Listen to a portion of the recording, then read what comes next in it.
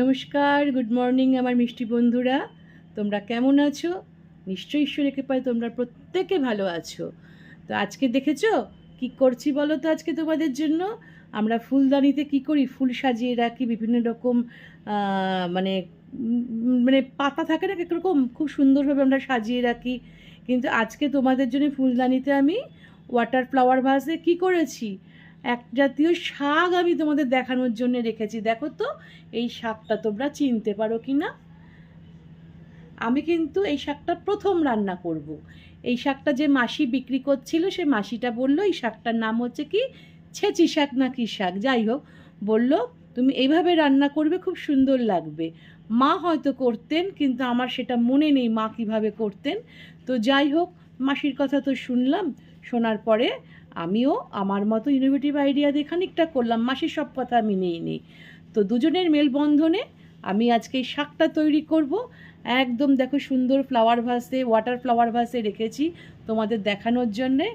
আর নিচে আমাদের টুনটুনি পাখি কাশ্মীরের বোটের উপর বসে রয়েছে। চলো তাহলে কিচেনে গিয়ে শাকটা আগে কাটতে হবে, কেটে ভালো করে ধুয়ে তারপর তোমাদের কাছে আসছি রান্নাটা নিয়ে। ওকে? আর এই গরমে কিন্তু এই শাক, ডাল, টক এ সমস্ত খাওয়াটা খুবই প্রয়োজনীয়। চলো তাহলে। দেখো আমি শাকটা কেটে ভালো করে ধুয়ে তোমাদের কাছে নিয়ে এসেছি। আর এখানে নিয়েছি বেগুন, এটা হচ্ছে পেঁয়াজ কুচো, রসুন ভালো করে লম্বা লম্বা করে কুচিয়ে রেখেছি। আর ফোড়নেতে দেবো হচ্ছে কালো জিরে, আর এটা হচ্ছে শুকনো লঙ্কা। এই উপকরণ দিয়ে কিন্তু রান্নাটা হবে, খুবই ইজি রান্না। কিন্তু কি জানো তো, বলছি দাঁড়াও, রান্নাটা বসিয়ে নিই ফ্রাইং প্যানে, তারপর তোমাদের সঙ্গে কথা বলছি আবার। দেখো আমি ফ্রাইং প্যানে অলরেডি, আমি আজকে কিন্তু হোয়াইট অয়েল দিয়ে করছি, তো তেল নিয়ে নিয়েছি। এবার দেখো দিয়ে দিচ্ছি কালো জিরে ফোড়ন। হ্যাঁ, কালো জিরে ফোড়নটা দেওয়ার পরে কি করবে, সুজে যেরকম ঝাল খাও সে অনুপাতে ঝালটা দেবে। দিয়ে দিলাম একটু শুকনো লঙ্কা, দিয়ে দেবো পেঁয়াজ। পেঁয়াজটা খুব ভালো করে আমি কেটে নিয়েছি, মানে একটু ছোট ছোট করে কেটেছি, শাকে না একটু ছোট করে কাটলে ভালো লাগে। রসুনটা কখনো আগে দেবে না, তাহলে না ব্রাউন হয়ে যায় সঙ্গে সঙ্গে। এইরকম পেঁয়াজের মধ্যে জল থাকে তো, তারপরে খানিকটা আধা আধি যখন পেঁয়াজটা ভাজা ভাজা হবে তারপরে রসুনটা দেবে, দেখবে ব্রাউনও হবে না, কিন্তু সুন্দর ভাজা ভাজা হয়ে যাবে। দিয়ে দেবো এর মধ্যে অল্প একটু নুন। নুনটা দিলে কি হবে, তোমার পেঁয়াজটা সুন্দর সফট হয়ে যায়, মানে নরম হয়ে যাবে। দিয়ে দিলাম একটু নুন। এই দেখো সুন্দর, কিন্তু একটু দেখো মিডিয়াম ভাজা হয়ে গেছে। এই অবস্থায় দিয়ে দিচ্ছি সুন্দর করে দেখো জুলিয়ান করে কেটে রাখা রসুন। রসুনটা একটু ভাজা ভাজা হোক। আর এই সব শাক পাতা জানো তো, এর কোনো বিকল্প হয় না।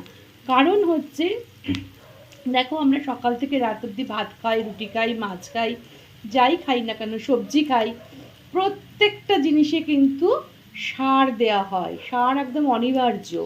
কিন্তু এই শাক পাতা গ্রাম্য জিনিস, যেগুলো মাটিতে আগানে বাগানে হয়ে থাকে, সেই তাদের কিন্তু কোনো তোমার সার দেওয়া হয় না। একদম সলিড ভিটামিন এর মধ্যে থাকে, যেটা মানুষের শরীরের জন্য খুব উপকার। আজ আমরা যদি করে না খাওয়াই বাড়ির লোকদের, তাহলে তোমার ঘরের বাচ্চাও শিখবে না, আর তোমার বাড়ির লোকেরাও খেতে পারবে না। তাই আমাদের কিন্তু এটা করে খাওয়ানোর দায়িত্বটা হচ্ছে আমাদের, শেখানোর দায়িত্বটাও আমাদের। খাওয়াটা যে শেখা, এটা আমি যদি না করে খাওয়াই তাহলে শিখবে কোথা থেকে।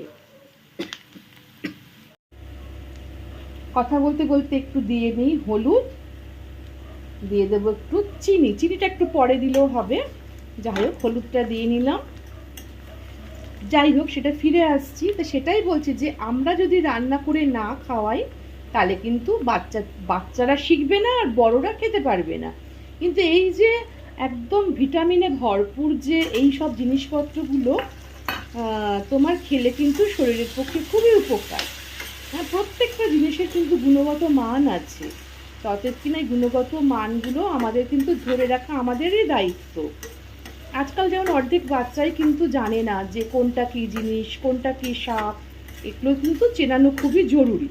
আমরা শিখেছিলাম মায়েদের কাছ থেকে, মায়েরা আমাদের করে খাওয়াতেন, তো সেই জন্য।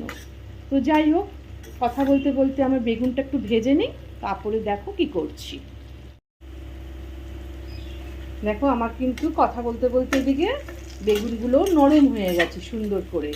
এইবারে দিয়ে দেবো সুন্দর করে বেগুন, পেঁয়াজ সব ভাজা হয়ে গেছে, দিয়ে দেবো শাকটা। একদম লো ফ্লেমে রান্না করবে সবসময়, নাহলে কিন্তু পুড়ে যাবে। শাক তো খুব নরম, আমার তো প্রত্যেকটা জিনিস ভাজা হয়েই গেছে, শুধু শাকটা একটু ভাজা ভাজা করলেই এর সঙ্গে হয়ে যাবে। আর চেক করে নেবে নুন ঝাল মিষ্টি ঠিক আছে কিনা। সবসময় লো ফ্লেমে আস্তে আস্তে করে করবে, দেখবে সুন্দর জল উঠে যাবে।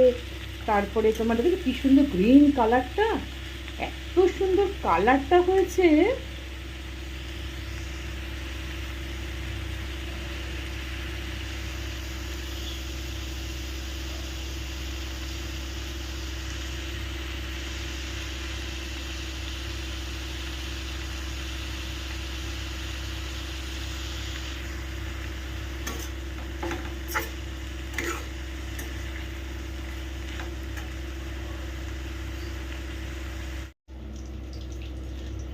ঢাকনাটা একটু খুলে দেখি কি অবস্থায় আছে। আমি কিন্তু একটু ঢাকা দিয়ে দিয়েছিলাম যাতে সুন্দরভাবে মজে যায় বা নরম হয়ে যায়। আমার কিন্তু শাকটা বেশ সুন্দর নরম নরম হয়ে গেছে। এই অবস্থায় একটু চিনি দিয়ে দেবো, একটু চিনি দিয়ে দিলাম, কারণ চিনি না দিলে কি হয়, ব্যালেন্স হয় না শাকটা।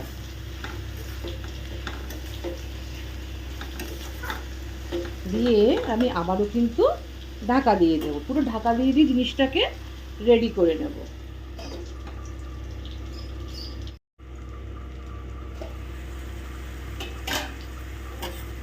আমি মাঝখানে একবার খুলে না আমি মানে টেস্ট করে নিয়েছিলাম আমার সব কিছু ঠিক আছে কিনা। দেখো কতটুকু হয়ে গেছে, দেখতে পাচ্ছ শাকটা। তো আমার কিন্তু রান্নাটা কমপ্লিট হয়ে গেছে। তা তোমরা এইভাবে বানিয়ে করে খেয়ে দেখো, এই শাকটা কি সুন্দর খেতে হবে। আর কি জানো তো, ভালো লেগে থাকলে কি করবে, তোমরা এভাবে রান্না করবে, করে ভালো লাগলে মিষ্টি দিদিকে অবশ্যই কমেন্ট করো কিন্তু। আর তোমরা শেয়ার করো, আর পাশে থাকা বেল আইকনটা আমার নতুন বন্ধুদের জন্য অবশ্যই রিকোয়েস্ট করবে প্রেস করে দিতে।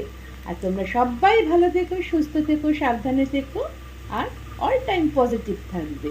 ওকে, তাহলে আজকে তোমাদের থেকে বিদায় নিচ্ছে মিষ্টি দিদি, একদম ফ্রাইং প্যান থেকেই। ওকে, তাহলে আজকের মতো টাটা।